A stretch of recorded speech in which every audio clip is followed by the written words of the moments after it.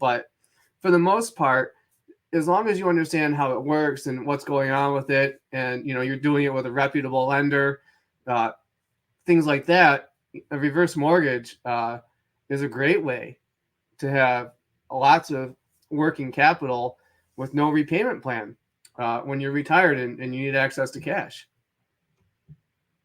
Yeah, and I think way back in the day, and if my thoughts of this are fuzzy at best.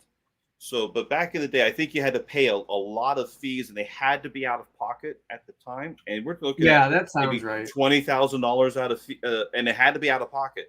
Now, I think you could do much of the same thing, and yet it could be rolled into the new mortgage.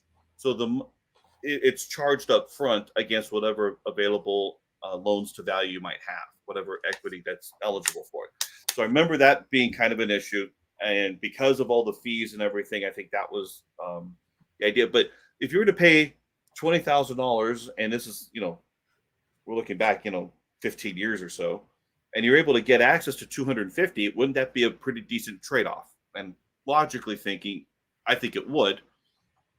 So anyway, I think it was the fees that came under concern.